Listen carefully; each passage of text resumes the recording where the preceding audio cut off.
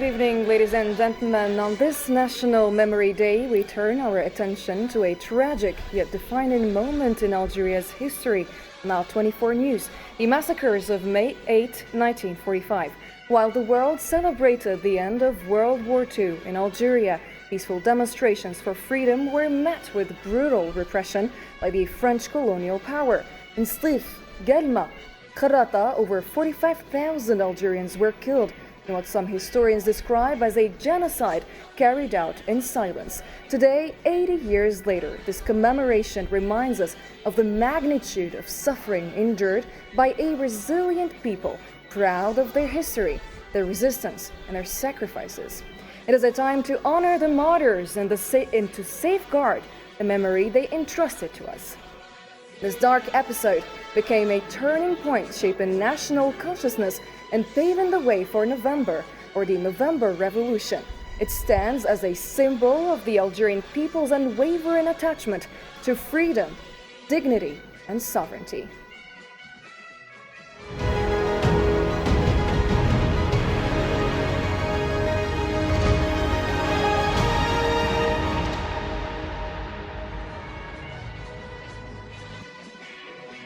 And tonight we look back at these events with our panel of guests.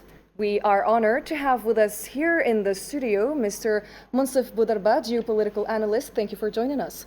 Thank you for the invitation. Thank you so much. And Mr. Abd Likrim Tazarout, journalist and author. Thank you for joining us today.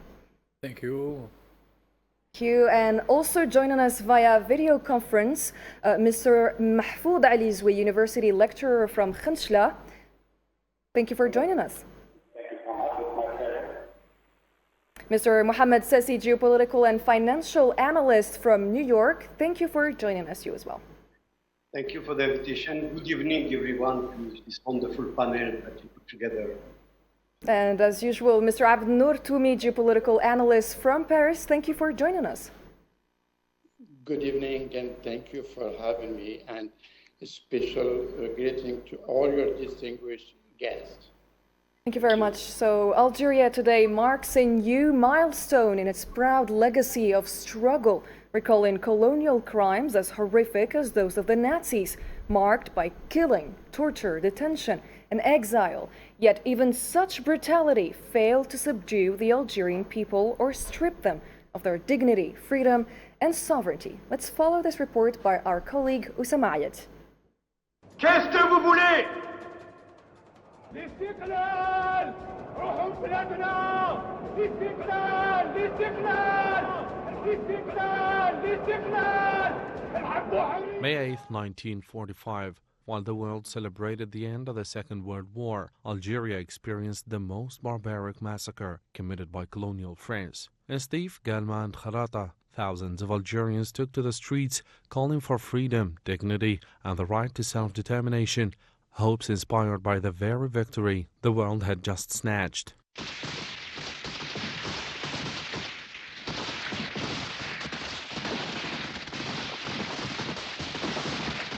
But what followed was a tragedy written in blood. The peaceful demonstrations were met with a wave of brutal repression. French colonial forces opened fire on civilians, and over the days that followed, entire villages were bombed, houses set ablaze, and thousands were arrested and tortured.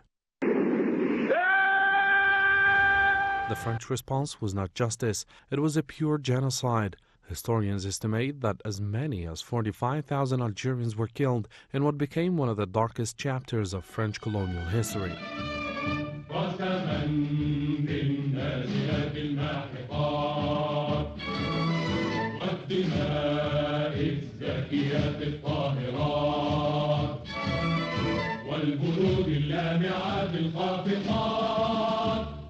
May 8th is no longer just a mere event. It has become a day of national memory to remember the martyrs of dignity and freedom, and an opportunity to take pride in the chapters of the national resistance full of struggle and sacrifices. For decades, this massacre was silenced, buried under the weight of denial. But in Algeria, the memory lived on in told stories, in mass graves, and in the scars of survivors. The May 8th massacres have become a significant milestone in the history of the new Algeria, which refuses to subject the memory of the past to oblivion or denial.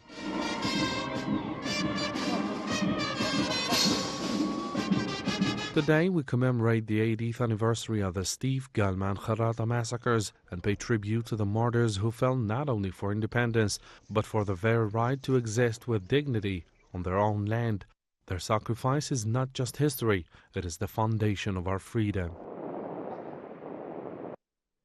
And now here is the take of American historian Todd Shepard, a specialist in French colonial history and memory, as he reflects on the meaning of May 8, 1945 and its enduring significance on this National Memory Day.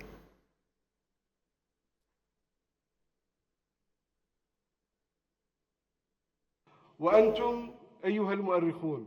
You historians, protectors of memory, we call on you to continue the path of documentation, analysis, study, research and writing, as memory which is not told fades away, and the history which is not documented is stolen. You are the ultimate protectors of this legacy, the legacy of the memory of the valiant martyrs and brave mujahideen. This was instead the Minister of War Veterans and Rights Holders Al-Eid Rbiga, who called in a speech marking the opening of the National Memory Day held at the Palais des Nations in Algiers on historians to continue on the path of documentation. And now let's move on to the French National Assembly members. During a commemoration of the May 8, 1945 massacres, in which they urged faster progress in France's recognition of its colonial-era crimes in Algeria, recalling the brutal repression of peaceful Algerian demonstrators who called for an end to colonial rule.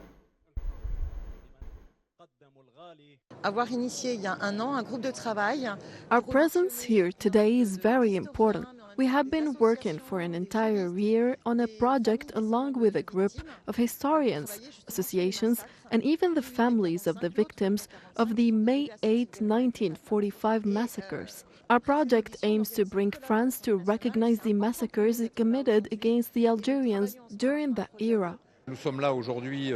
We're here today in solidarity with the Algerian people and to commemorate the event of May 8, 1945, massacres that we committed in a number of Algerian cities. We're working on the memory file according to essential priorities and information. Collaboration and coordination among Algerian and French historians are very important.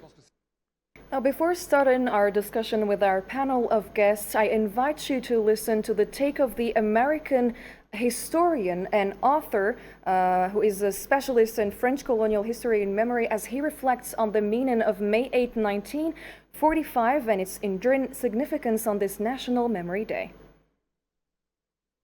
Hey, this is Todd Shepard. I'm a historian based in the United States. I work primarily on what I call Algerian histories of France, how Algeria and Algerians transformed contemporary French history. I'm honored also to be a member of the executive board of the International Association of Friends of the Algerian Revolution, based in Algeria, and I wish I was there today. I was there 10 years ago when a group of Algerian historians and institutions organized a commemoration of the 60th anniversary of the events that followed the 8th May of 1945 in the Constantinois.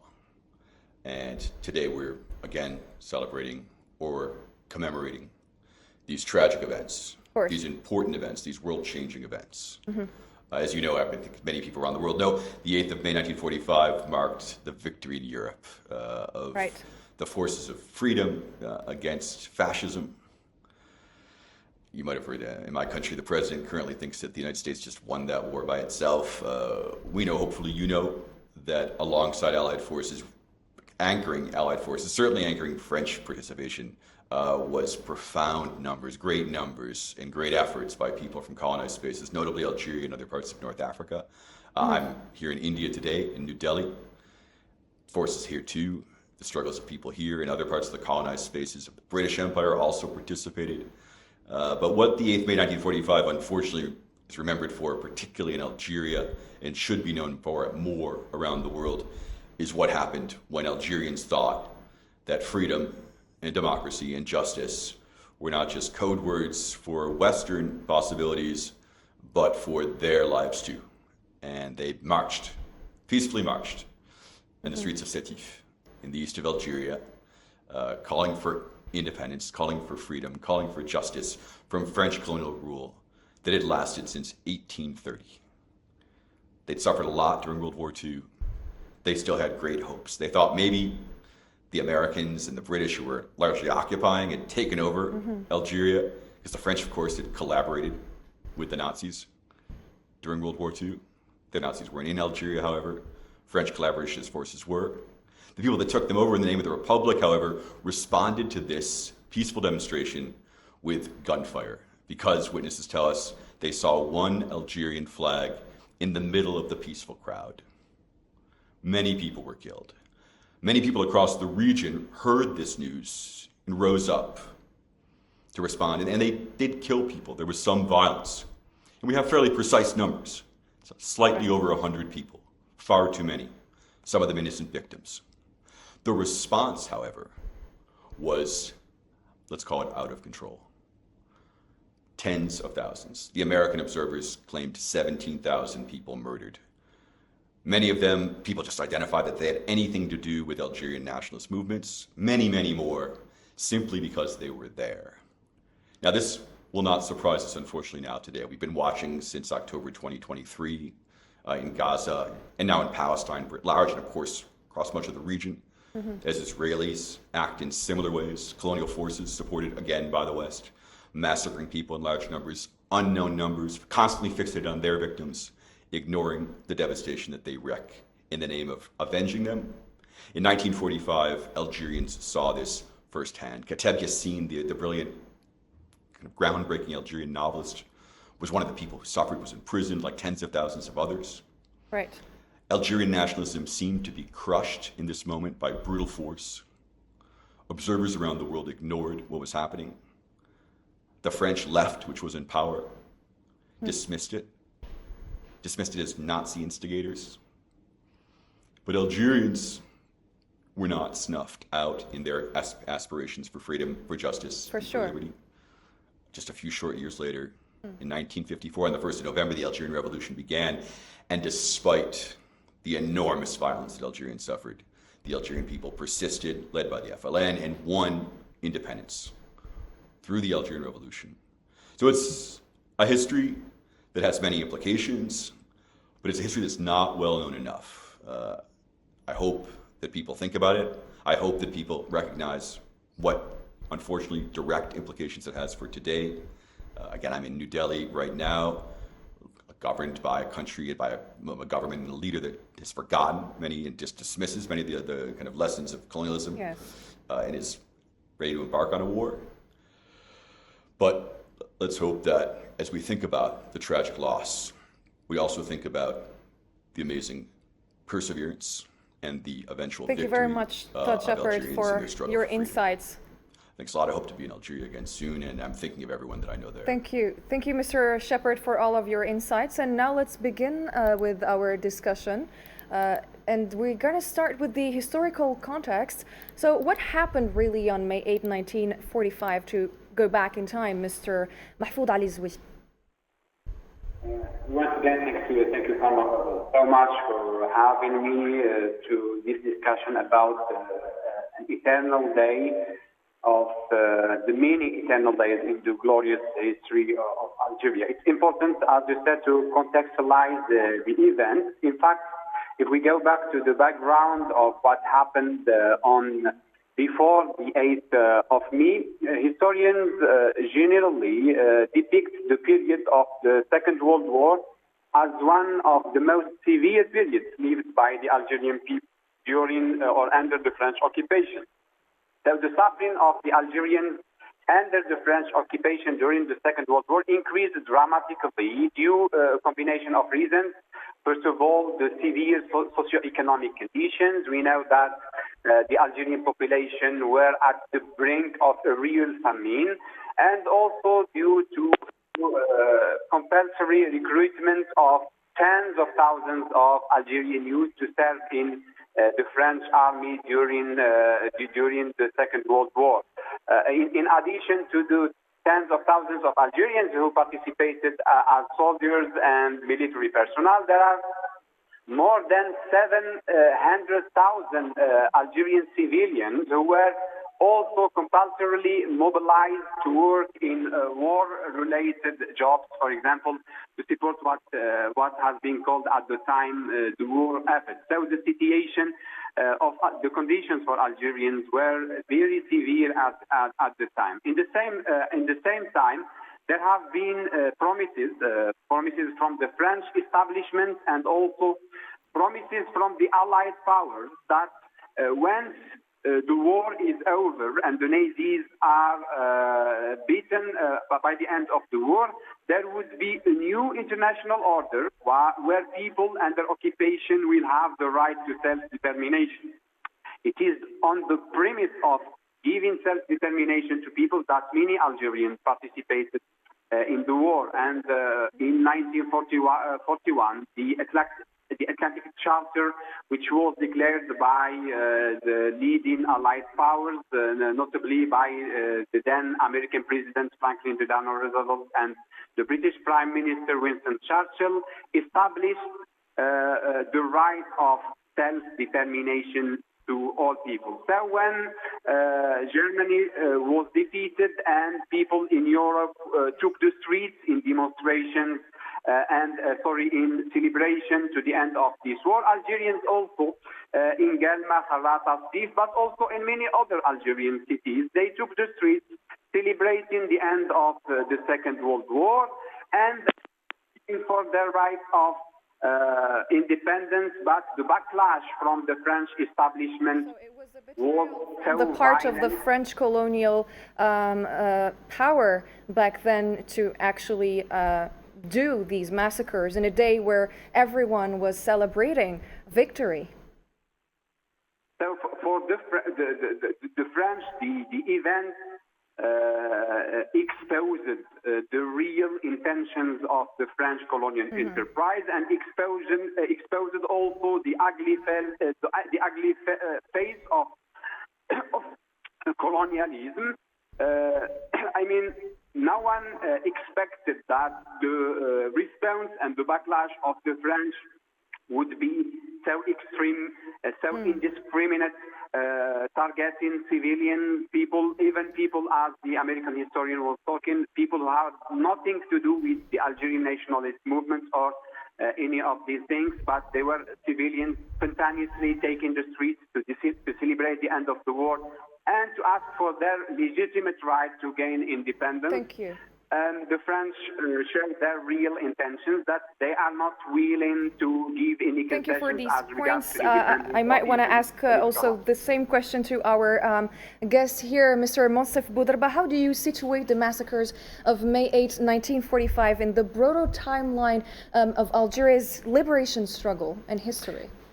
Well, first of all, let me just remember that there were military enrollment of a lot of Algerians that participated in the Second World War. And that created, a feeling of, let's say, freedom. Freedom. Because our compatriots that were involved in the war, they seen the Nazi occupation of Europe. And they've seen how the French army was dealing the war.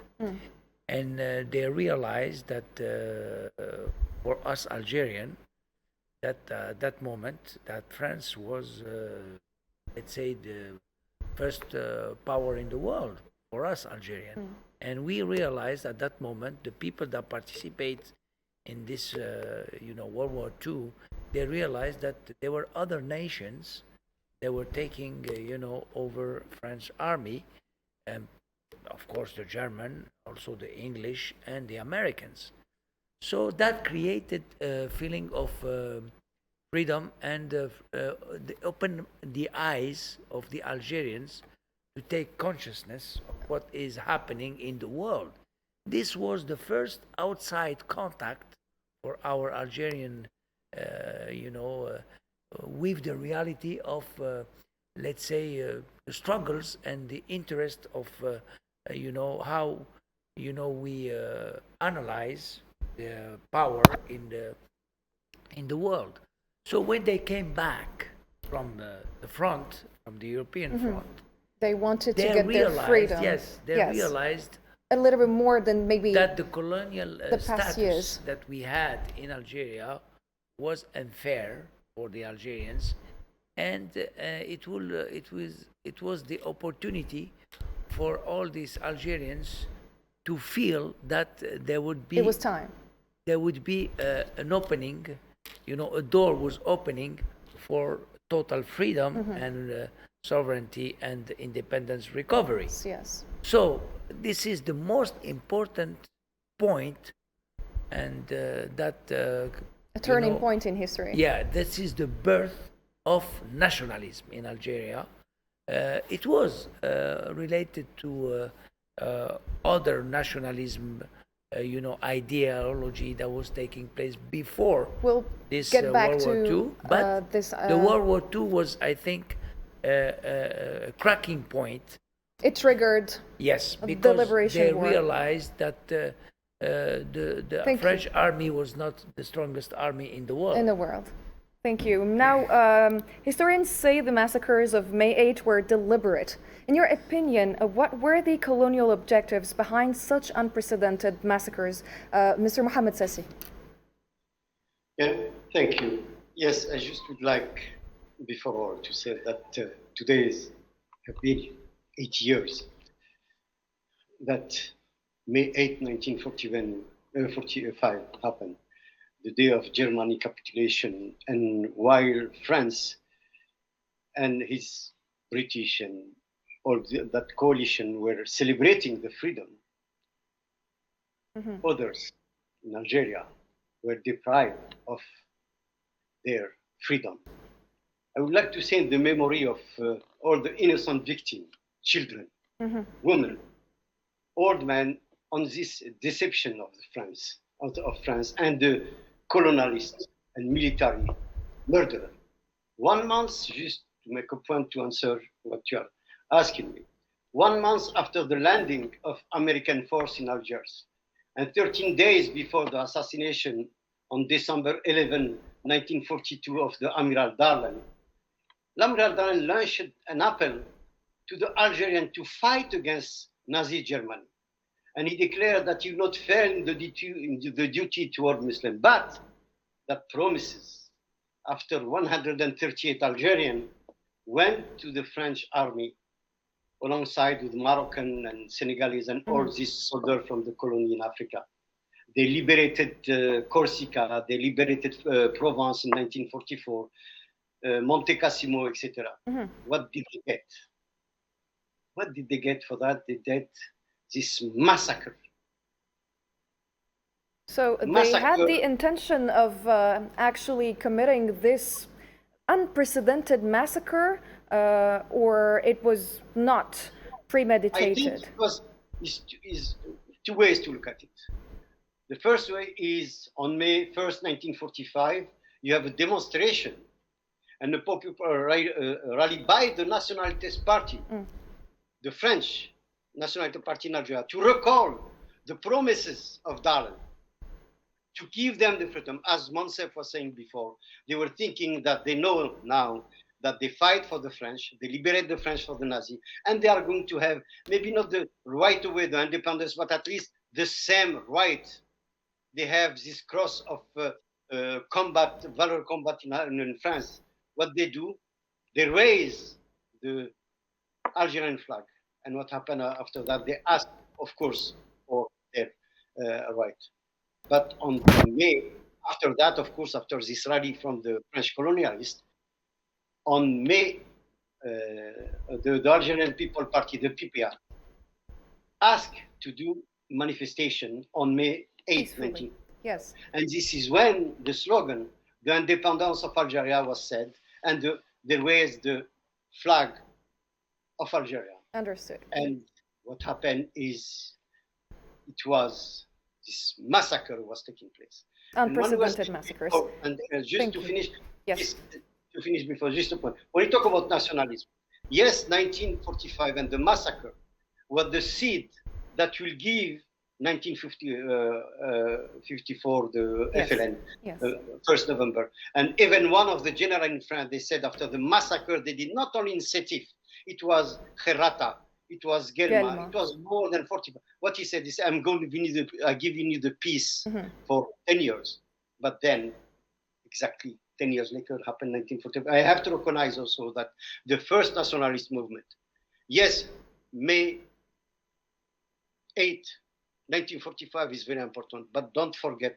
Of course. Messali Haj. Of course. And l'étoile nord-africaine. Of course. He Thank was you. also a soldier. Maybe we should get back to our to Mr. Abdelnour Toumi to ask him another question. So while the world is celebrating today the end of World War II, Algeria is commemorating one of the darkest chapters of its history once again. So what is the significance of actually choosing May 8 as the National Day of Memory, Mr. Abdelnour Toumi?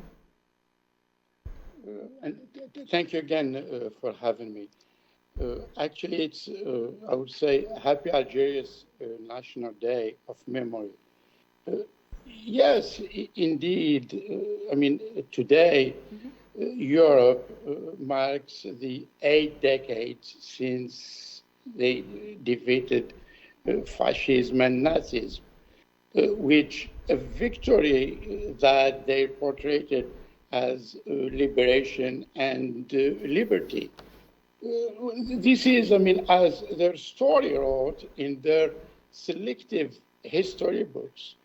Whereas, in fact, Algerians on that day was not actually a day of liberation nor liberty, even though, as it was stated by Mr. Mansaf, that Algerians and Mr. Sassi, many Algerians did participate for the liberation of, actually to defeat the Nazism, and for instance, in the southern front, in Corsica and or La Provence region.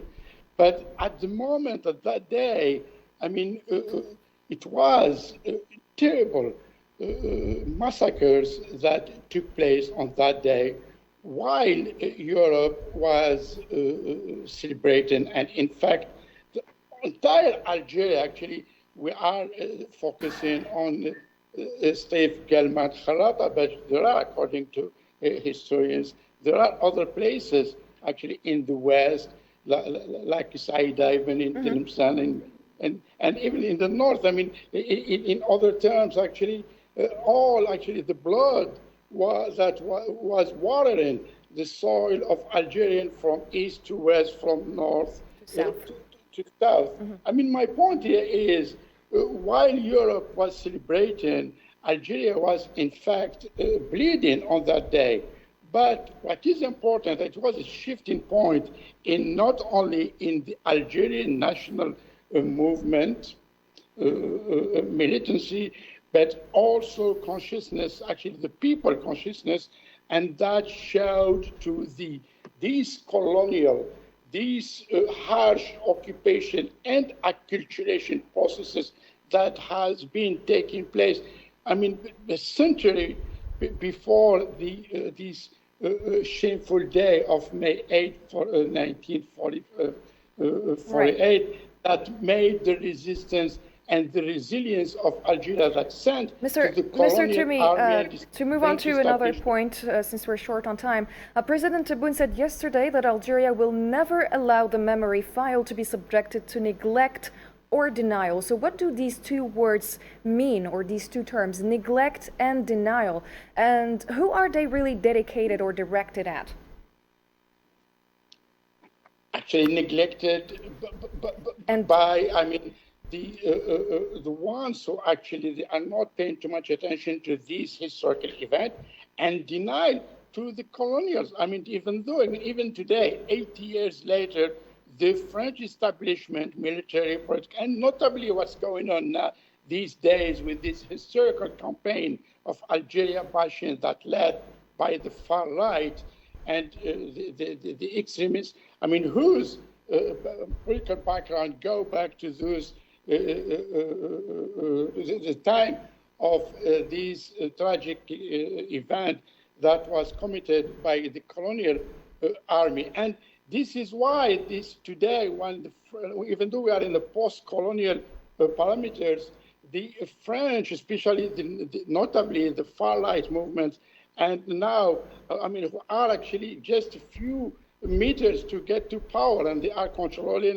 the narrative and the discourse of the anti-Algerian sentiment here in France these days. So they are pushing for that, and they are in this state of denial toward anything that shows Algeria is standing for, which are for justice, for dignity. And what, in the previous speakers, they were mentioning the liberation, and also there is a key word here, is about liberty. And Algerians, they measured very well and highly this term of liberty. And this is why even though, it was harsh, as I said, harsh occupation and acculturation, but it was a solid resilience and resistance, which brings us actually even to 8 years later, and it was in the post-World War II, and it was in fact a new quote-unquote world order, and that was, this world order has never been brought peace.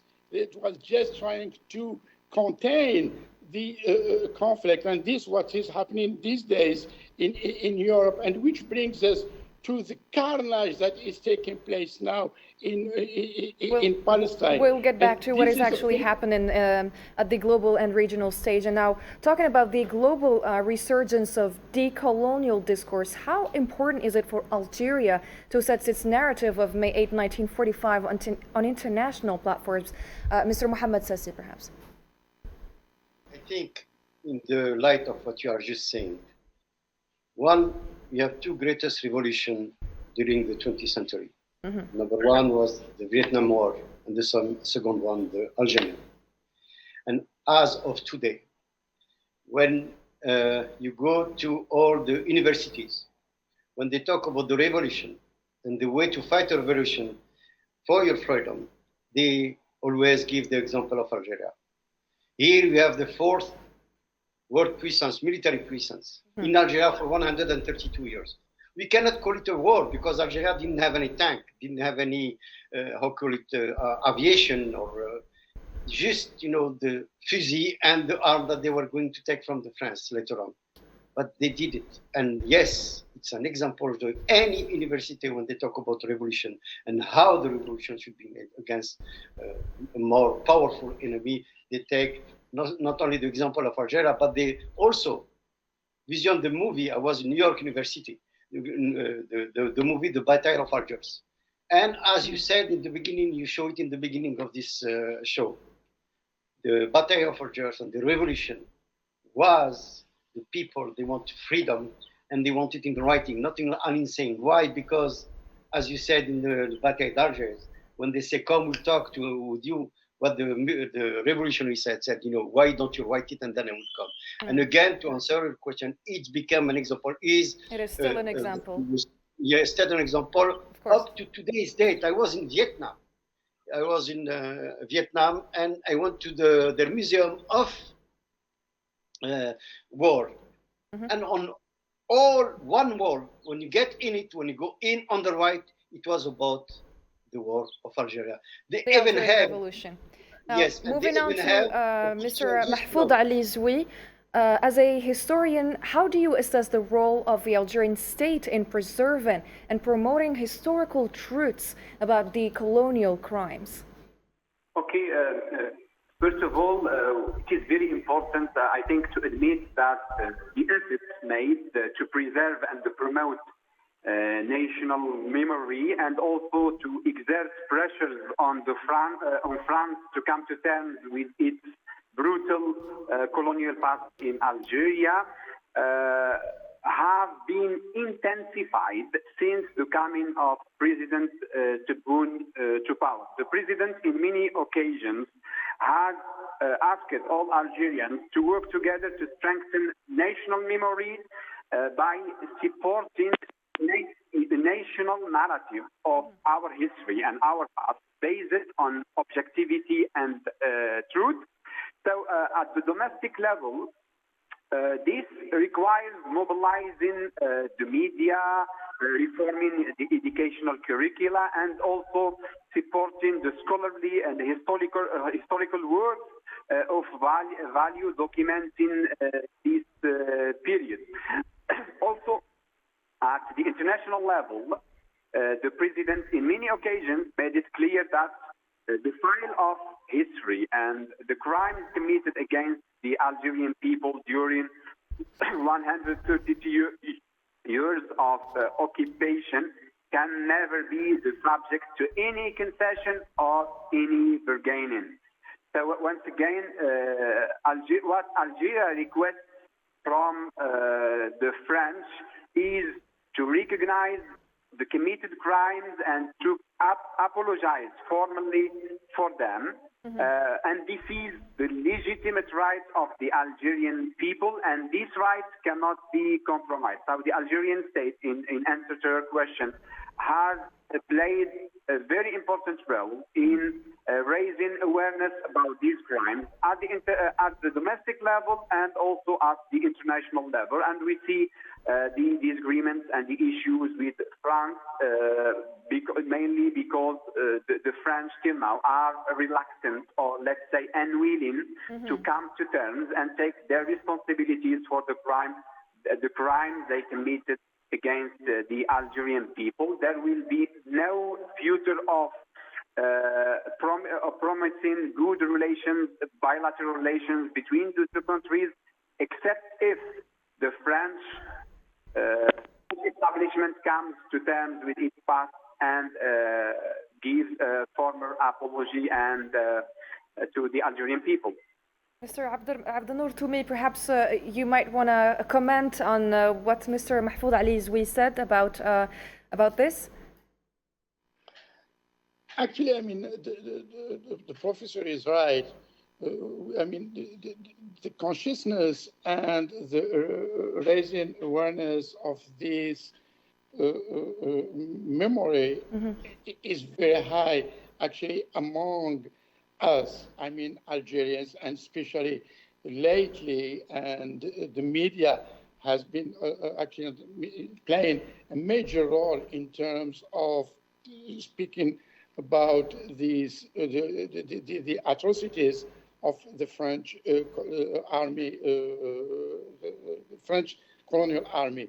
But now, as far as the question of pardon, or at least recognition from the French establishment and notably leaders, actually they continue, even though President Hollande and President Macron did try to open up and break through this complex issue in terms on the bilateral level. But they didn't go that far. I mean, they did make, for instance, President Macron did make some recognition about the martyrs, Rahimahumullah, Boumengel, Al-Arbi Ben Mehdi, and even Maurice Saudin.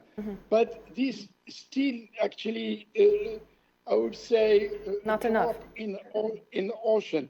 But what I'm trying to say, this is because the attitude of the state of denial and the scornful attitude again and mentality of white man. Because here we are in this equation of colonizer and colonized, and we are in this post-colonial parameter. And I'm not going to be philosophical here to speak about François Fanon and Edouard Said to go to Aimé Césaire, but just to make it simple.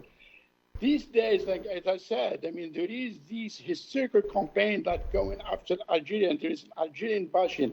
And as I said, the discourse and the narrative of the far right now is actually going exponentially. So this is why, I mean, which is going to make the situation very, very complicated in terms between on the bilateral level. And we saw how President Abdelmajid Tebboune is trying, and he tried with his counterpart, President Macron, to have this Professor Benjamin Stora and Professor Shekhi committee and to go and give them actually all the tools to go through and again bring actually at least show some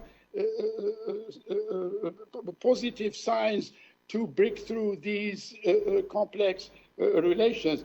But the far right, unfortunately, the far right here in France is poisoning and making anything to make Algeria look bad on one hand, and on the other hand, because of the Zionist lobby is playing a major role and intoxicating the relations between the two countries. And Mr. Mosef Boudarba, Algeria remains, of course, firm in defending the rights of oppressed peoples. To what extent does this revolutionary legacy shape Algeria's diplomatic doctrine today?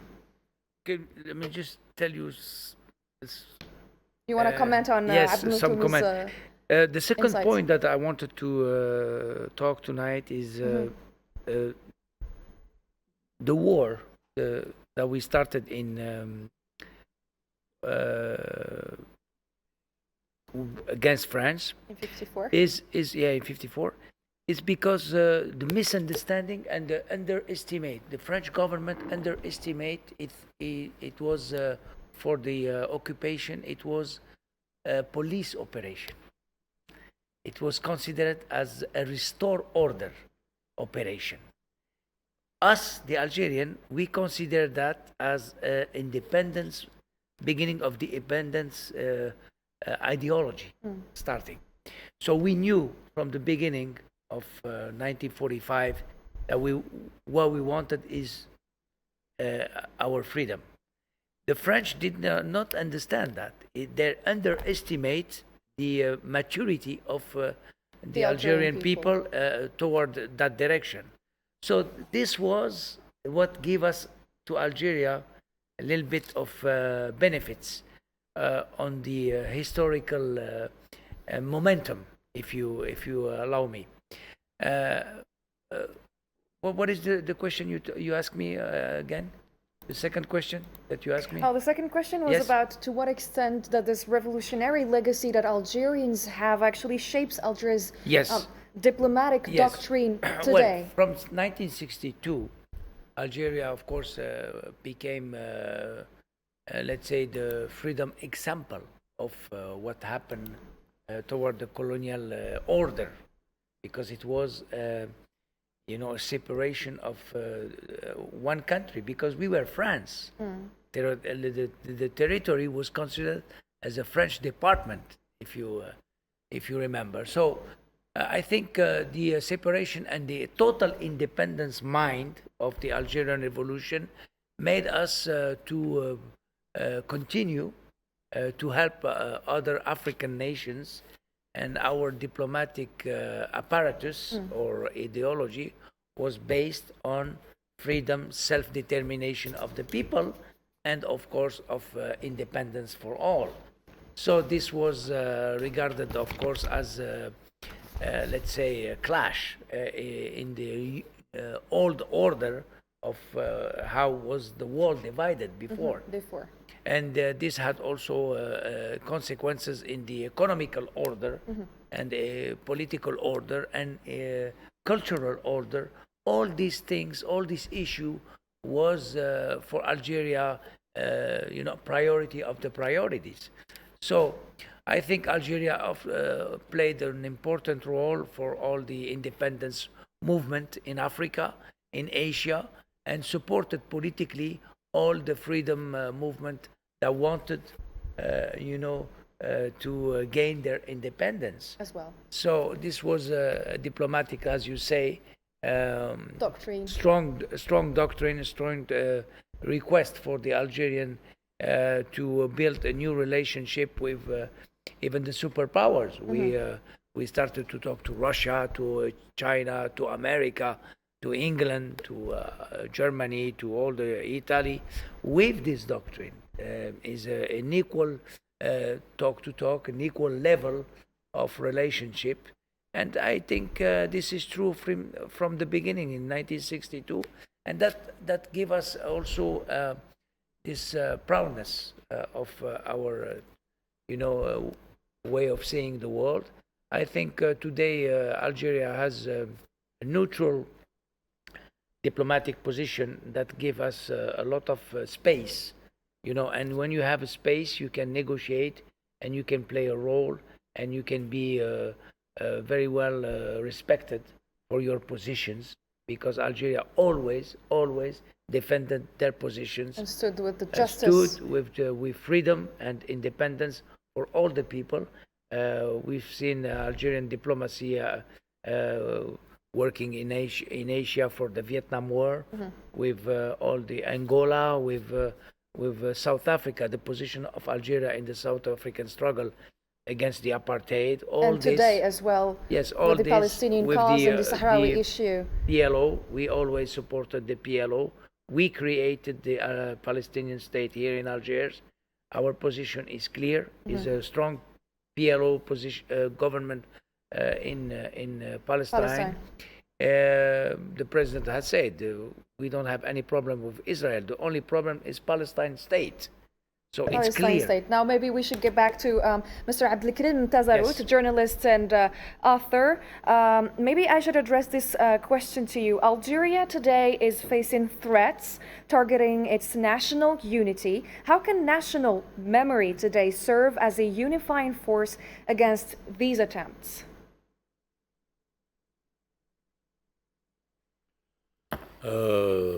C'est simple. Contre ces attaques, to face up to these attacks. les historiques l'ont compris très tôt. So historians have understood it very early. Dès le congrès de la Soumam en 1956, Ever since the holding of the Soumam Congress in 1956, they understood that the information and the news department, with the creation of two newspapers, so Al-Mujahid and others, so the creation of small cells of photos and cinema was the first manner to face up to colonial propaganda, the propaganda of the armed colonial forces, because they were producing documentaries and they made believe that nothing was happening and everything was good in Algeria, which was completely wrong.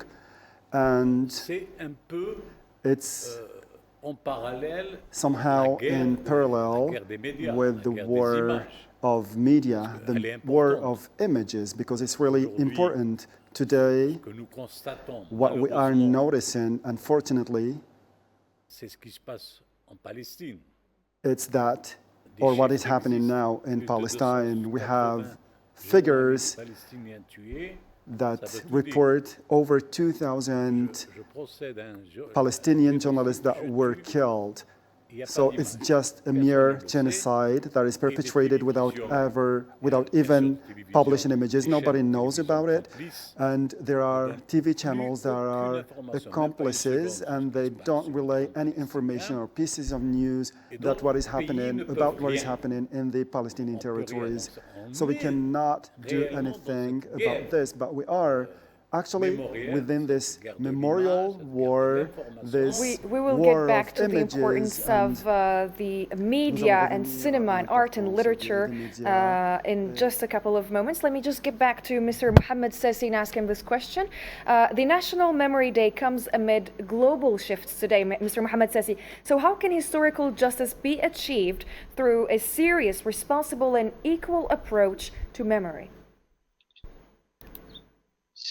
If you are talking about the memory of the colonization and the way to come in term, let me say as an introduction, France never ever listened to Algeria. And for the same reason in 1930, it was economical, they don't want to pay their dues, and political to save the throne of Charles X. The same thing here with the Ministry of Interior, Mr. Rotaillot. The same reason they use Algeria to stabilize, quote unquote, the political matter. Now, in terms of national memory, how can you come in terms in a national memory with France when up to today's date, at the moment I'm talking to you, number one, they never recognize that it was a war. I don't care about apology, but at least to respect the memory for what you did for 132 years. We begin 1930, we go to 1870, we go to 1919, we go to 1945 and 1954. All of that massacre, bloodshed from the France. And today's date, how can I talk to them about national commemoration if you don't even want to recognize what you did? Now I am again and again for the position of Algeria. And Algeria, I should say, just that's my analysis, is not neutral. Algeria always defended the people for justice and sovereignty, so we are not neutral. Number two, look at what we did in the Security Council. After 4 veto, we succeeded because we are Algeria and we are not neutral. We are on the side of the Palestinian, not only on the side of the Palestinian, we are the side of the justice. Why? Because meanwhile, in Ukraine, look what they were doing to save, quote unquote, Ukraine from Russia, but they ignored the massacre, the genocide of Gaza, and Algeria was not neutral. Now, Algeria have a power to negotiate. You are very resilient people. The massacre in 1945 show that Algeria, despite everything, never give up on their right to be free. They come to us, they take 138 soldiers in 1942, they promise the freedom, they didn't do it. Like they did in 1870, they did the right to the Jewish, quote-unquote, indigene to become French citizen with la loi Crémieux. And then we are on the side. Yes, after World War I, we begin to give the nationality to the soldier.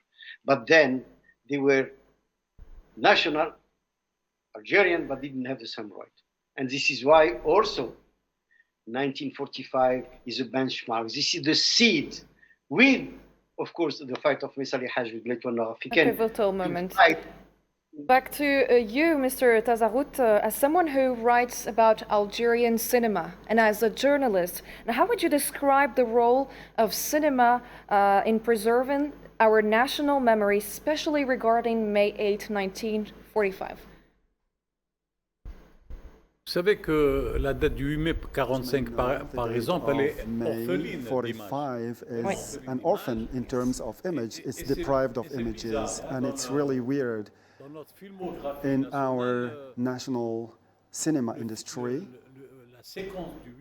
the sequence of May 8, 1945, which is an important event of the National Liberation Revolution, so this sequence is amputated from any images. So we have Heliopolis and also the movie of Bouchereb and another sequence of the movie of Ben Mhidi, and we have a long movie devoted mainly or focused mainly on May 8, 1945. It's the injuries of Mohamed Harzouni. But this dates back to 50 years, and ever since, nothing has been done. And yet, since independence, we have produced films on the independence revolution war, and we glorified the facts and also segments of history without being identified. Neither the situations nor the status. And you can notice in the images that you have broadcast now, the sequence, which is magical, of the December 11. It's an orphan event because there are a few movies that deal with it, but in the Battle of Algiers, you have a magnificent sequence. It's the end of the movie where military and officials said to the population who were demonstrating, "What do you want?" So we want independence. The sequence is really magical. And here you have the force and the strength of cinema, the strength of image and the power of sound. We have to recall that this is a documentary. It's a setup and editing of everything that has been endured and experienced in the Algerian forests that were shown at the level of the United Nations, and we changed completely the vision because we had to nationalize the Algerian cause and the Algerian fight, and it was done through Thanks to cinema. To voice and image and cinema, hence the necessity of persevering and continuing in this so Algeria's endeavor. history lives in the voices of those survivors and forgotten archives. Do you think we've done enough to document these testimonies before they disappear and it's too late? Nous n'avons pas fait assez. We didn't do enough. Nous avons entamé we have started a process, and it was really quick because the others advanced us. When I say the others, I mean the French, for example, the French colonial rule, because they weren't idle. So after the issuance of the movies regarding the Algerian Revolution, so the French riposted and retaliated, and they were speaking about, for example, agriculture and stuff like that, and they said, forget about the revolution and turn to the development. So we, during the last meetings devoted to the cinema, the Algerian cinema, the President of the Republic said to the producers that we have money in Algerian dinars and in foreign currency, so please do your work. We have this famous movie on Emir Abdelkader that dates back to 40 years. The project dates back to 40 years, so the scenario was written, the script was written, and it was supposed to be produced. That was handled again 15 years ago with an American producer. And there is a script also that was written and rewritten, and then the process failed. The project in itself failed.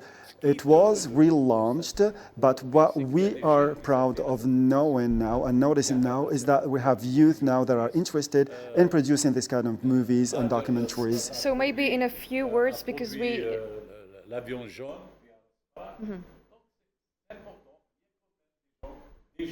Who are interested. The youth who are interested in producing, and above all this, we have the school. What I mean by school is the means, material and human means, and what we have to recall that May 8, 1945 means Katib Yassine, and Katib Yassine. So we don't really have time to expand on this idea. Please, would you give us a last word before we wrap up the edition? Un dernier mot, s'il vous plaît. So we have to bet on this. It's the war of images. It doesn't mean that it didn't exist before, but now it's taken more proportions. So we have the impression that France... Thank you so much. Maybe we should leave some time for Monsef Boudraba to say last words. Any last words? What is important is to transmit historical facts. And I think we have to do it through educational programs. And this should be based on work from the historians. And historians that really works on information and facts. And also we have to depoliticize the history. Because when Thank you do that... we just have a few more seconds. Maybe we want to hear a few words from Mr. Mahfoud Zwi. Any last words?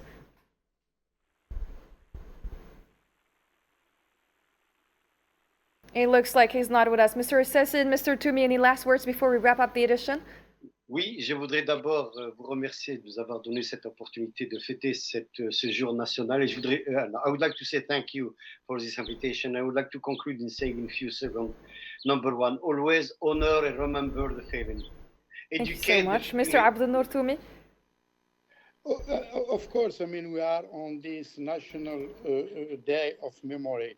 And memory is actually a heritage. It's a part, it's a legacy, it's a part of our identity. And this is why one has to enhance history and encourage. Thanks to all of our panel of guests for their valuable insight. Unfortunately, we don't have any more time. In the curriculum scholar. Thank you, Mr. Abdel Noor Toumi. Thank you, everyone, for watching. تحيا الشهداء. Long live our martyrs, and have a great night.